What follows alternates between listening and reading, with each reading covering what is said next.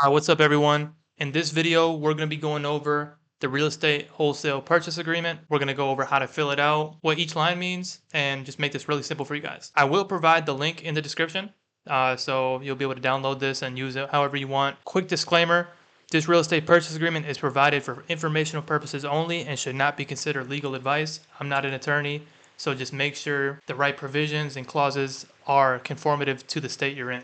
So now going into the contract, I'm just going to fill this out like I'm filling out a contract for myself. Also, I am using DocHub. DocHub is my favorite. You can use DocuSign, you could use whatever you want, but DocHub is just something I prefer. So I am doing this on DocHub. First line, we got effective date. This is just the date that the contract is made. I'm going to go here, drop my date.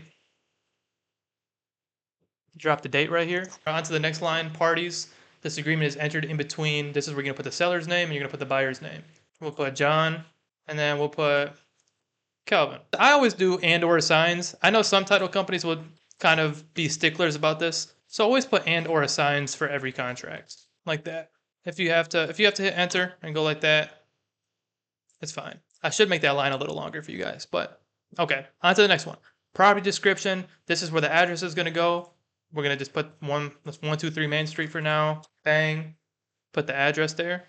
This is the address of the property that you're going to wholesale or buy. Purchase price. This is the purchase price that you and the seller agree upon. Let's just say it's $50,000. If you're thinking, where can I find a property this cheap? Go to a market in the Midwest. You can find a duplex for this cheap. Closing costs. All standard closing costs typically borne by the seller will instead be paid by the buyer. Buyer agrees to pay and cover all closing costs associated with the transaction. In most wholesale deals, we always negotiate buyer pays all closing costs. So whatever number we tell the seller, that's the number they're getting, and they don't have to pay any costs from the title company out of their pocket. We'll cover all of that. So we just kind of put this in the contract. If you negotiate it differently, feel free to copy and paste this in a Google Doc and change it where it says seller and buyer will split closing costs. But 99% of your deals, buyer will cover closing costs. Property condition, as is sale. This means that you're buying it as is with no formal inspection, and you're not going to have the seller go fix anything. You're just buying it as it stands. Closing term. The closing of this transaction shall take place on or before. We will put a date. We'll just put October 3rd, 2024. So now this is the closing date. This is the date that you or the buyer is going to buy the property. And if you're going to wholesale it, this is the date you're going to get your check. Inspection period. Obviously, this is going to be your best friend. The inspection period is when you do your due diligence, if that's you finding a buyer, if that's you doing a walkthrough to go check to make sure everything is good. You're going to have to do it within this inspection period. If it doesn't look good, you can back out with this inspection period. You keep your EMD and everything's fine. I typically do a 10 business day inspection period. You can put 20 days, you can put 30 days on here. It doesn't matter. Going to the next, earnest money. This is the money you send the title to let the seller know pretty much you're serious. It's called a good faith deposit. However you want to call it. It's earnest money. And this actually goes towards the purchase price. We'll typically either put $100 for EMD, sometimes $500, sometimes $1,000. It doesn't matter. If you do want to change the clause in here where it's like earnest money is due at the end of inspection period, you can do that. Property maintenance and insurance, pretty much literally what it says. The seller shall maintain the property in its current condition and keep it insured until closing. Default.